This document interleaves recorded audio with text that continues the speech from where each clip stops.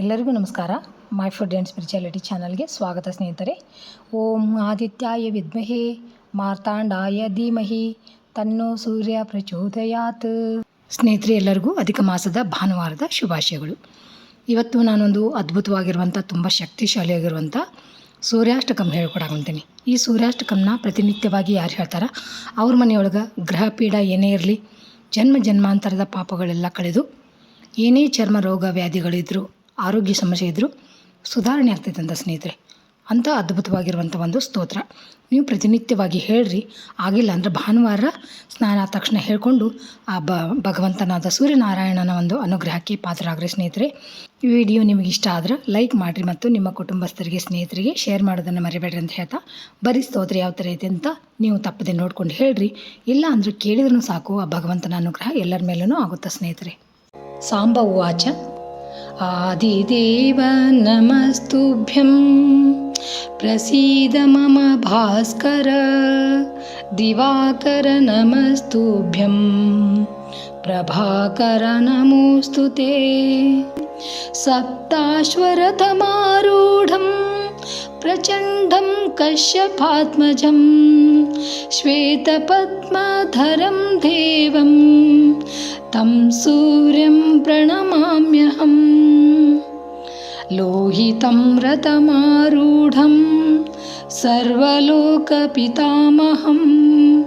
महापापहरं देवं तं सूर्यं प्रणमाम्यहं त्रैगुण्यं च महाशूरं ब्रह्मविष्णुमहेश्वरं महापापहरं देवं तं सूर्यं प्रणमाम्यहं बृंहीतं तेजसां पुञ्जं वायुमाकाशमेव च प्रभुं च सर्वलोकानां तं सूर्यं प्रणमाम्यहं बन्दूकपुष्पसङ्काशं हारकुण्डलभूषितम् एकचक्ररथं देवं तं सूर्यं प्रणमाम्यहं तं सूर्यं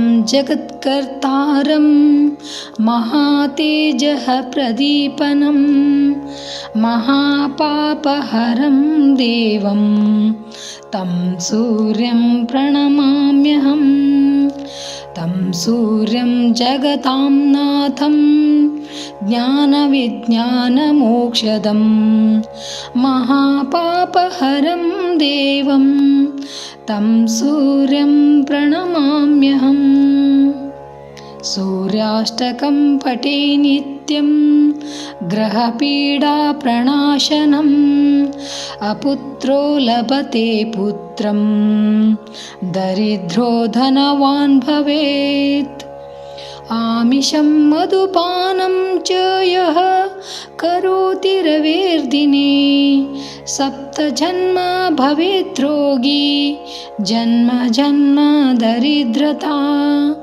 स्त्रीतैलमधुमांसानि ये त्यजन्ति रवेर्दिने न व्याधिः शोकदारिद्र्यं सूर्यलोकं स गच्छति.